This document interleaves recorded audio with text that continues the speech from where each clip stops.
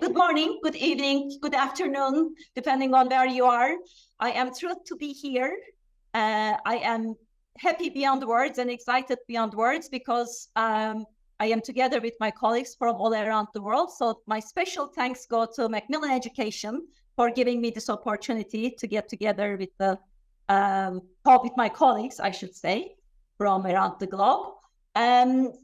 Few minutes ago, Dorothy talked about how you can teach skills to your adult or adultish, in her terms, learners. And I will be looking at the other end. I will be talking about how we as teachers learn.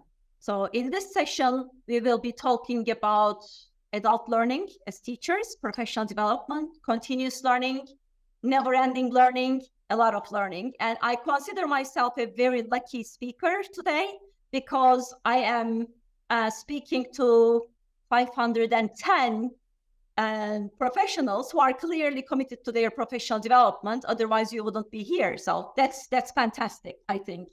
All right, so let's take a look at what we will be talking about in the next half an hour. We will try to define what professional development is and why we should pursue professional development. And we are going to highlight the importance of professional development as a personal initiative. And then we will say, of course, we need institutional support too. And we will briefly discuss how institutions can provide support for teachers' professional development. Does that sound like a good plan? Yeah?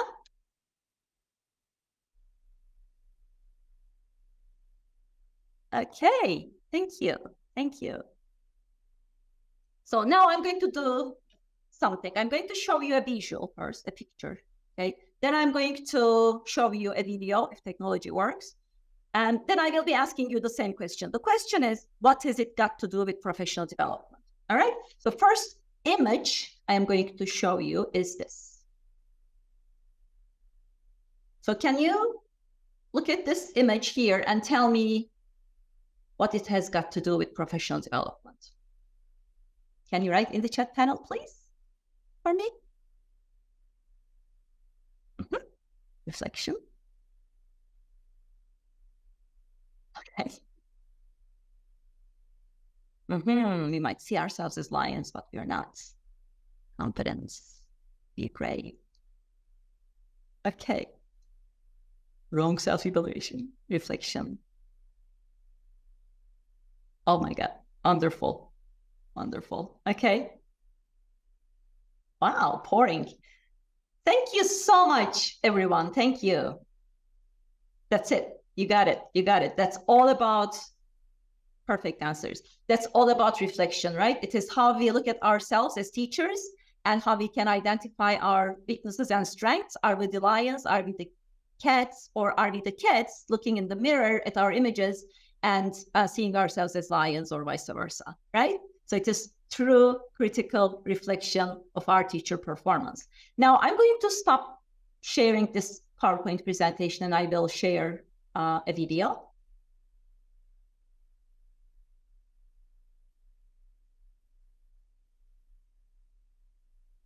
Okay, now in this video, they will be asking you a question. So please try to answer this question. All right, let's get started. It's super short. This is an awareness test. How many passes does the team in white make? Go!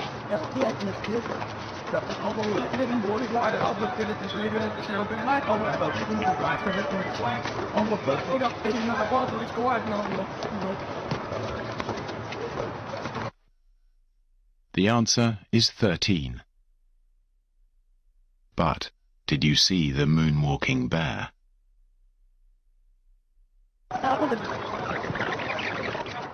Go!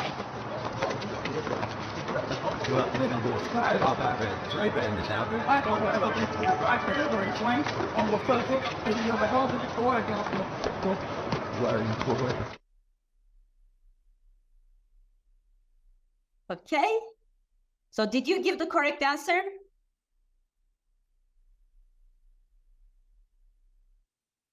Did you see the moonwalking bear? Yeah?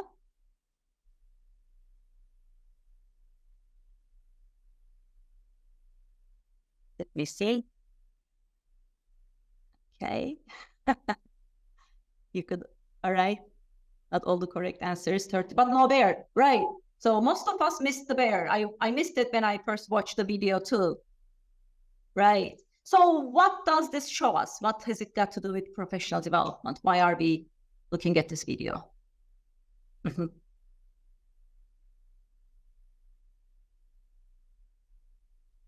We just see what we are told to, right? We are not aware of every possible angles. Good. We focus on only one thing. That's good. We are missing on something. Right. Right. Thank you. Very good answers. Thank you so much. Okay. So the point here is, if you look at our performance as teachers, classroom is it's a complicated place, right? Lots of things happen at the same time. And as teachers, it is so easy for us to miss out certain things, right? So what do we need in order to catch what we might be missing? Because what we are missing might be very, very important for our students' learning. So who can help us?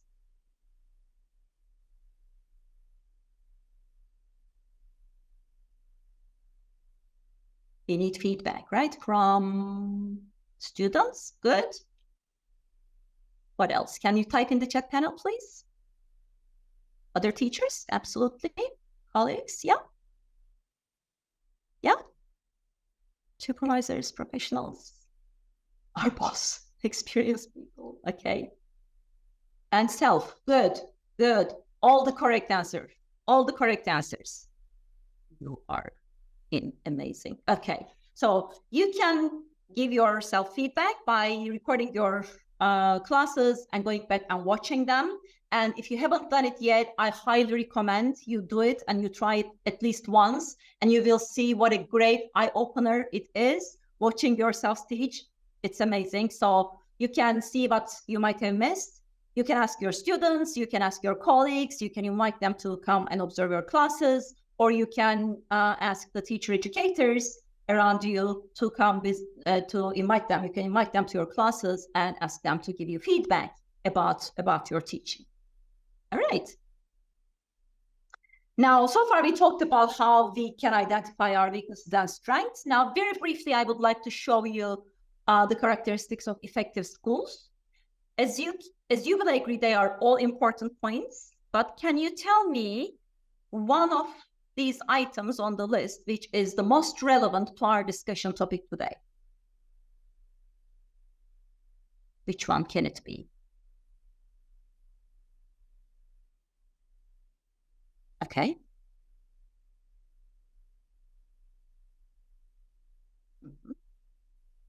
Effective environment, learning environment, I know all of them, but one of them is super closely related to our discussion point today. Good learning environment. Okay. Positive. All right. All of them. All of them. Right. Okay. High experience. Great. Okay. All right. Thank you. Thank you. If we want our schools to be effective, we want our school to be a learning organization, right? And in order for a school to be an effective learning organization, the teachers working there should be learning teachers. The managers working there should be learning managers. All right, so all the stakeholders should be learning something new in order to make the school more effective. So I know the profile. I can guess that I'm talking to a group of teachers, teacher educators, ELT managers. That's the profile I'm guessing. Am I correct? Yeah, so that applies to everyone. Professional development. So I think we established the importance of professional development from both personal and institutional perspectives. We will go deeper into that in a minute, but I'm curious about your understanding of professional development. Can you use the chat panel and type in like short phrases or short sentences about your understanding of PD before I show you the book definitions? Please. Never stop learning. Exactly, Luciana. Okay, updating skills, re-skills. Growing professionally. Okay. Updating skills, re-skills, that's the next topic. Kate will be telling wonderful things about this coming up after me. Self-reflect, never-ending process, good.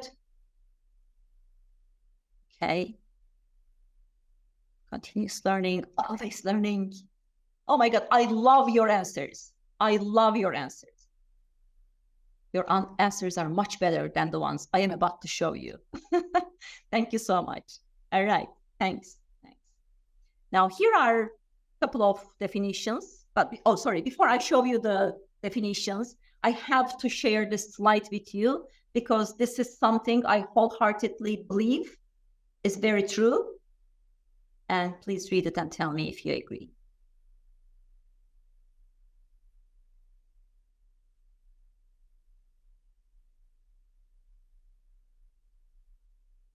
You agree?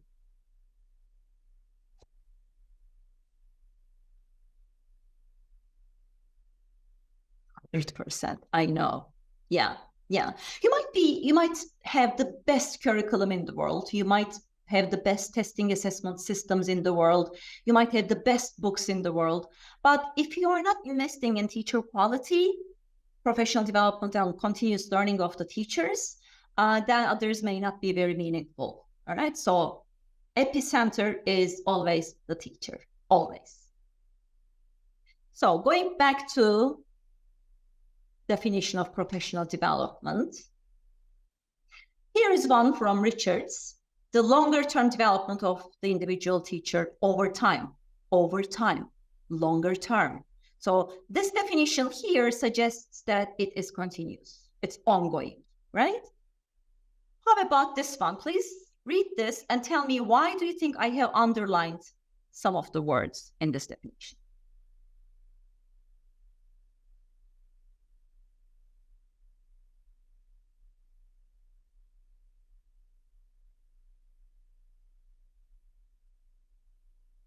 Why do you think I underlined these words?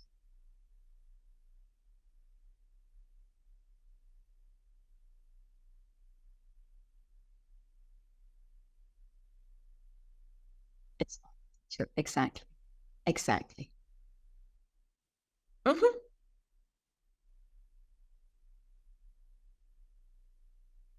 Very good answers. Thank you. Yeah. So I underline teachers learning, how they learn, how they apply their knowledge. So I try to emphasize here that it comes from within.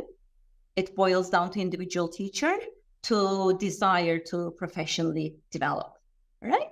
How about these two here? Can you look at these two definitions of PD and tell me one keyword that is common in both?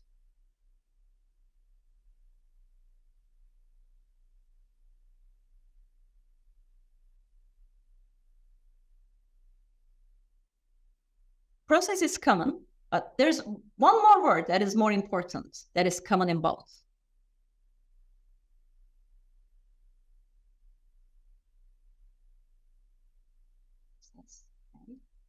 One more.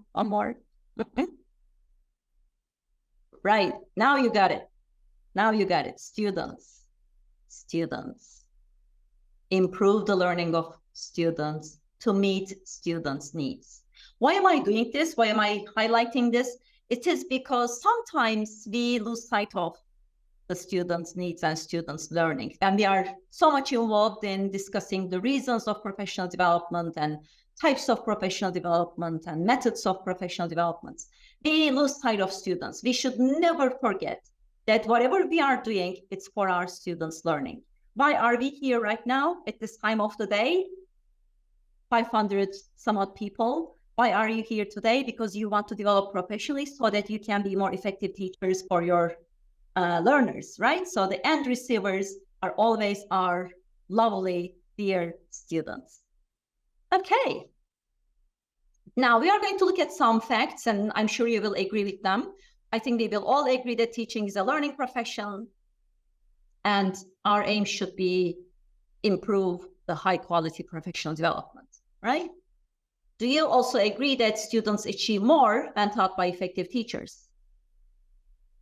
I can see some thumbs up happening on my screen. I can't see you, but I can see thumbs up. Good, okay. And do you also agree that not all the teachers are equally effective? There is variety for teacher effectiveness. So professional needs of teachers might be different, all right?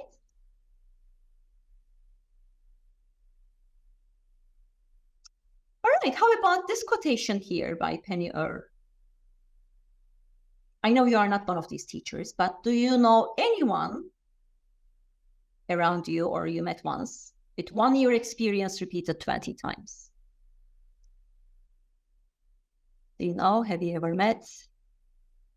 Many, many, Eylem says. Absolutely. I know, right? I know. It's a fact. It's a fact. There are teachers out there. Yeah. So for those teachers out there who have 1 year of experience repeated 20 times, what is the worst possible thing that can happen to those type of teachers? Worst possible thing.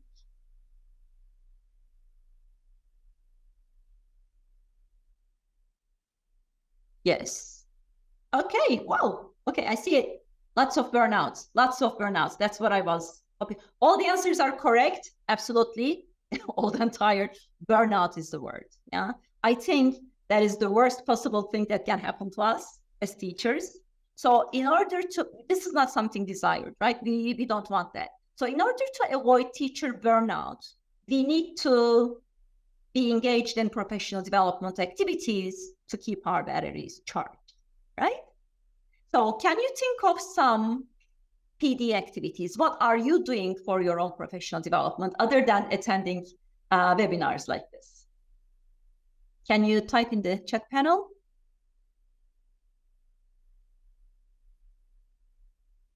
Articles, okay. Absolutely, attending this webinar is on top of the list. Conferences, action research, videos, sure. Articles, peer observation, podcasts, videos, you name it.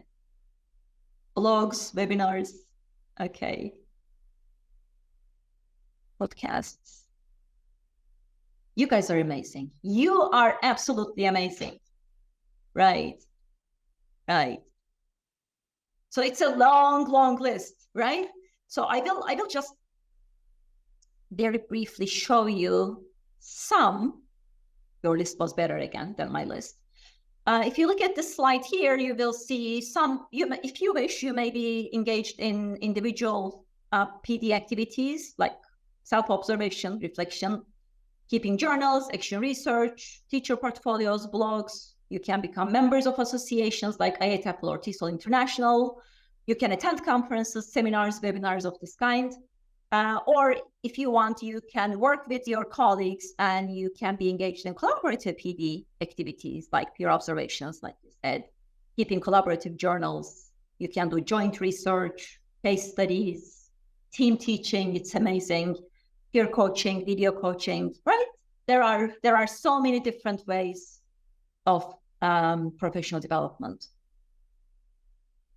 I have to add one thing to that list. Are you familiar with Language Hub series of Macmillan? This one here, Language Hub. If you are not familiar, please make sure you familiarize yourself with the book, especially the teacher's book. The teacher's book of Language Hub series, they have methodology hubs in the teacher's book. As you can see here on bottom of the slide, there are amazing suggestions for your professional development, and these suggestions are made by ELT legends like Jim Scrivener or Scott Thornberry. So may I highly recommend and encourage you to familiarize yourselves with this book and the methodology hub section of the teacher's book if you already haven't done so. It's amazing, and I will show you one more example. This example you see here on this slide is from the pre-intermediate level. And this one here you will see again the methodology hub. This one is from intermediate level. And the entire series is filled of wonderful, wonderful suggestions, ideas, information for your professional development. So make sure you check that out. And I'm sure Will is going to give you more detailed information about the book series coming up. All right, so why should we be engaged in professional development? What are the personal benefits? If we are engaged in different activities, PD activities, we gain a career focus and we may specialize in certain areas. Effectiveness with the acquisition and knowledge of skills, inspiration, lots of self-confidence. You will have a better understanding of your context, your setting, teaching context. You will have, more importantly, you will have better understanding of self-reflection. Remember lying cat thing? Your flexibility, your tolerance levels will increase, and you will definitely be a better team worker because PD fosters sharing and increases empathy, and it increases creativity. So lots of personal benefits. But remember, we talked about effective schools, learning organizations. Obviously, there are benefits for institutions as well. So if the institutions are attaching importance to their teachers' professional development, number one, it pleases all the stakeholders. The most important, it increases the quality of teaching overall in the institution. It enhances collaboration among teachers. It makes sure everybody speaks the same language, everybody's on the same page, common language. It creates institutional know-how, and it strengthens collaboration with other institutions, and it makes your institution a more valuable institution. Tons of benefits for institutions as well. So far I have been speaking about professional development very highly, and I know judging from your answers in the chat panel, you are also devoted to professional development. But do you think everybody is like you guys? Do you think all the teachers have the same attitude towards professional development? Do you think everybody is jumping up and down in excitement that they want to develop professionally? No, not really. Not sure. Not all, of course, not all. Yeah. I know. Unfortunately, not all the teachers have the same attitude like you guys do. Why are we doing professional development activities? Because, as Gusky says, these kind of professional development programs aim to bring change in 3 areas: our classroom practices, our attitudes and beliefs, and most importantly, our students' learning outcomes. So we are doing PD for these 3 purposes. And I think this is very, very important. When you are engaged in professional development, you will have job satisfaction. It feels so good, and you feel efficient. You feel the achievement, okay? But like we said, not all the teachers feel these things. Because of the reasons I tried to summarize on this slide here. Can you relate to any of them? Some teachers don't want to be engaged in any PD because they don't like the nature of the PD sessions. They simply don't believe that PD is not useful. And time is number 1 concern for many teachers. I would love to, but I have a huge workload, teaching load. I don't have time for PD. And the last one can be interesting because some teachers out there can be, they don't want to leave their comfort zone. They don't want to learn anything new. They don't want to develop professionally because they are so happy, cozy. They with their security blanket, whatever they have been doing for years, they want to keep doing it. Like 1 year experience, repeated 20 times thing. So these are the reasons why some teachers might have negative attitudes. So our aim here, hopefully, is to change this attitude. Of course, school managers, ELT managers, if you're out there, if you're listening to me, your role is very, very important in that too. Okay, so we emphasized the importance of individual professional development. We said it is better when it is self-initiative. So you can train me, you can educate me, but at the end of the day, I develop. Okay, you cannot point a gun to a teacher and say, hey, you need to professionally develop. All right? Significant, meaningful, and long-term positive change will be achieved only when it comes as a decision from within the individual. So there are, in some institutions, I know there are top-down, bottom-up PD programs, which we are about to start discussing, institutional support. Before we go into top-down, bottom-up PD programs, I think we have to highlight one very important point, that school management should fully support professional development for their teachers. If there is no management support, then it will all be dependent upon the teachers. Okay, it will be even better if the managers, ELT managers, motivate their teachers, if they fully support them for their PD endeavors. Okay, so how can this be done? Imagine that you are working in an effective school that is planning to design a professional development program. They have to involve teachers at every stage. Teachers should be part of all the decision-making process, every stage. They have to decide what they want to learn, how they want to learn them, okay? It is usually not very useful, although it is common in many institutions. They prepare a menu of PD activities that's top-down. Here are the program for the seminars, you go join them. It doesn't work, okay? So there are some institutions like my institution, we focus on individualized professional development depending on teachers' personal needs. We work with them one-on-one because it is differentiated, all right? So teachers should be asked what they want to learn and how they want to learn it. Now, in the remaining time, very quickly, I have to be very quick, time is running. Very quickly, I will show you a framework, a PD framework. If in your institution, if you are planning to do something like that, this is a framework designed by one of my colleagues here in Turkey.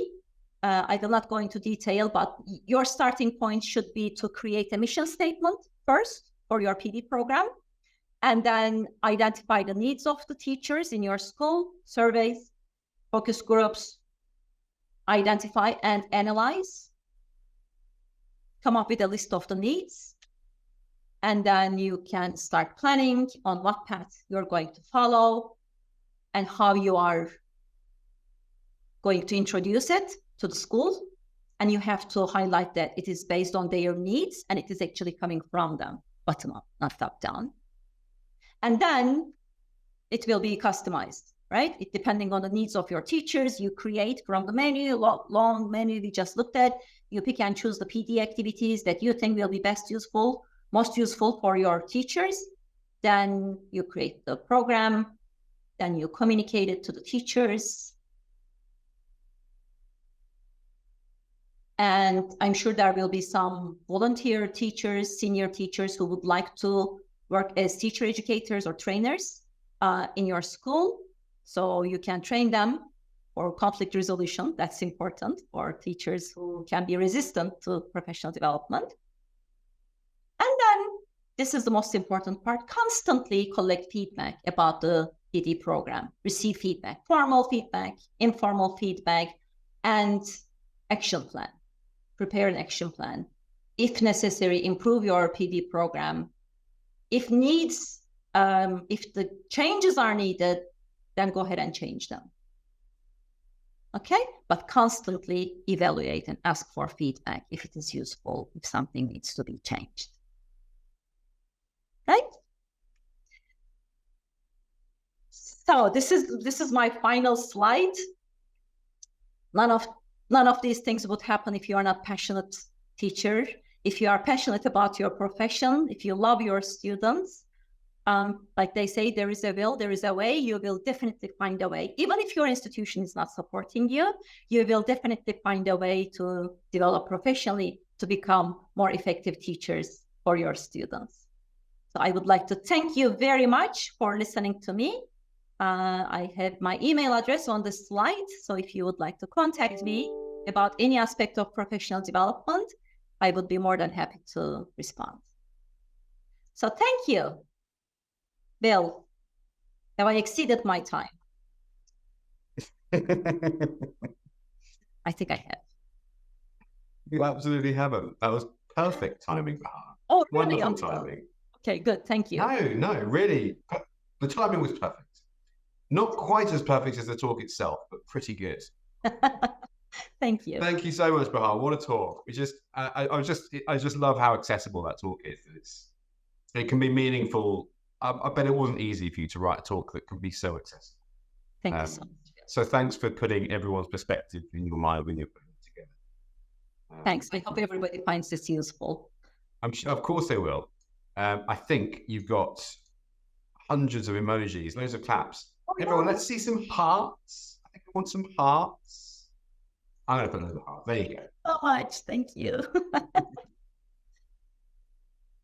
Thank you, guys. Thank you. So if there are any questions, I will be prepared to answer them. Yeah, we've got, so Tamara's asked a question here. So to quote Tamar, in my opinion, all of the excuses teachers give for avoiding professional development are facetious, because a critical aspect of being an effective teacher is staying up to date with current practices and research. Therefore, shouldn't we insist on professional development that is relevant to the progress of technology, research tools, etc., in the 21st century? Of course. So I completely agree with the point this teacher is making. Like I said, if there is will, there is way. So we shouldn't. All these excuses are excuses. So if you want to develop professionally, you will definitely find a way to develop. We looked at so many different types of activities. I'm sure you can find some time to do one of these things. And another thing you need to do, like this teacher said, you have to seek ways of keeping yourself up to date in the field. If today everybody's talking about technology and AI, your job is to educate yourself, improve in this area. So always keep up to date, always. So I heard that there was quite an interesting quote about AI, and it said that some professions won't be necessarily left behind, but the people in those professions, there will be the people that make it, the people that know about AI and study AI and learn about how it might benefit them, and the ones that don't, and perhaps their jobs will be filled. Yes. I suppose that's more relevant. Is that relevant for teaching? That's very relevant. I have been hearing lots of discussions about, AI will replace teachers. There's no way, guys. Teachers cannot be replaced by anything. AI is there for us to embrace and use as a tool and for better student learning. So we are all, initially I was also freaking out about AI, but now in time I am getting there. I'm convincing myself that I need to learn this because it's there. And we have to find, like you said, Bill, we have to find the benefits for our learners. Yeah, absolutely. You cannot escape from it. Yeah, like you can't escape the internet, can you? You can't escape the internet. It's there, it's embedded, and probably AI will be. Yeah, somebody just says strategic partner. I like that phrase. Yeah. So we've had a question on social media. 1 second, just grabbing it up here. Can you suggest some links to opt for professional development sessions? So maybe sites. I mean, I can give you one, and that's the Macmillan Education Advancing Learning Academic Program, which you are watching right now. We do events, regular webinars. We've got a blog. We've now got a podcast. We've got a festival coming up, and we've got all sorts of stuff that you can stay up to date with. We will email you if you opt in. Then we will email you. So macmillanenglish.com/ALAP. Bahar, anywhere else? No, that was wonderful. And I want to say something about what you're doing, Will. I think it's wonderful that you are repeating these sessions to make sure that you are reaching out to all the teachers all around the globe. And I think this is fantastic. So please keep doing this so that you can reach out to more teachers. I love go it. to Bahar. Yeah, I think because there's nothing like a live session. I think people can watch the recordings if you did it at 10 a.m. You know, someone in Peru can either get up in the middle of the night or they can watch the recording. But it's not the same, is it? It's never the same. It's never the same. Yeah. Okay, I'm going to let you go, Bahar. Thank you so much for your time. Thank you. Once again, and for putting together such a memorable session. Thank you, Macmillan, and what a wonderful audience. Thank you so much for being here and listening to my presentation, guys. Thank you. Bye.